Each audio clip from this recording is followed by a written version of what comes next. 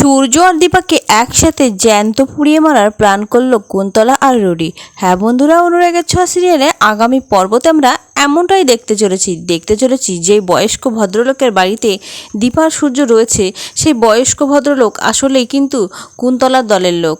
হ্যাঁ, কুন্তলাকে খবর দেয় যে ওরা এখানেই আছে। কুন্তলা রুডিকে জানিয়ে দেয়, রুডি আমরা ওদের খোঁজ পেয়ে গিয়েছি। ওদিকে রুডি তার ভাড়াটে গুন্ডা নিয়ে কুন্তলার সাথে গিয়ে ওরা ঘরের মধ্যে ঢোকে না, ওরা ঘরের বাইরে আশেপাশে ঘোরাফেরা করে। হঠাৎই দীপা বুঝতে পারে একসাথে অনেকগুলো পায়ের আওয়াজ। দীপা বুঝে উঠতে পারে না কী হতে চলেছে। অন্যদিকে দেখা যায় বন্ধ ঘরের মধ্যে থেকে সূর্যের কিন্তু বেশ শ্বাসকষ্ট হতে থাকে, সূর্য অসুস্থ হয়ে পড়তে থাকে। দীপা কী করবে বুঝে উঠতে পারে না। ওদিকে দেখা যায় পায়ের আওয়াজ দেখেই সূর্যকে ওই অবস্থায় রেখেই দীপা জানলা দিয়ে উঁকি দেয়। জানলা দিয়ে উঁকি দিতেই দীপা চক্ষু চড়ক গাছ। দীপা দেখে ফেলে রুডিকে, আর রুডি মনে মনে বলতে থাকে আমি এখানে আছি, সেটা যদি দীপা সেনগুপ্ত দেখতেও পায় তাতেই বা কী, ওদেরকে তো একটু পরে জ্যান্ত পুড়িয়েই মারবো, দেখে ফেললেই বা অসুবিধা কোথায়। ওদিকে দেখা যায় দীপা মনে মনে ভাবে সূর্য ডাক্তারবাবুকে ডেকে একবার কি দেখাবো।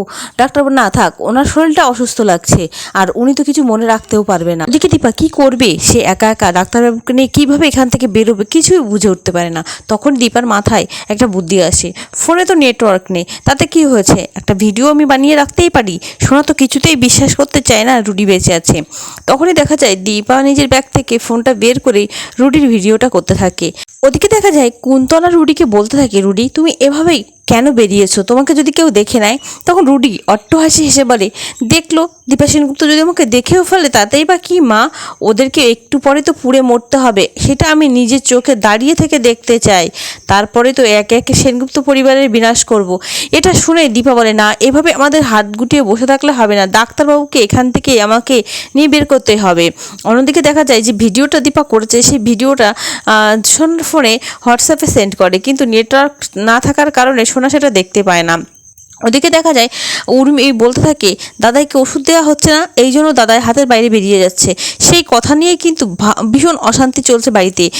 সোনা জিজ্ঞাসা করে কাকিয়া, তো কাকিয়া তুমি কিসের কথা বললে, কিসের ওষুধের কথা বললে, যেটা না খাওয়ালে বাবা কথা শুনবে না, বাবা তোমার কথা শুনে চলবে না। তখনই কিন্তু উর্মি চাপে পড়ে যায়, উর্মিকে চেপে ধরে জয় ও দীপ আর সোনা মিলে। উর্মি কী করবে বুঝে উঠতে পারে না। ওদিকে অবিনাশ, রূপা, কৃষ্ণ সবাই কিন্তু দীপার সাথে যোগাযোগ করার চেষ্টা করলেও ফোনের নেটওয়ার্ক না পাওয়ার কারণে দীপার সাথে কেউই যোগাযোগ করতে পারে না। দীপা হাত গুটিয়ে বসে না থেকে সূর্যকে নিয়ে ওই পুরো বাড়ির পিছনের জানলা ভেঙে সেখান থেকে পালানোর চেষ্টা করে।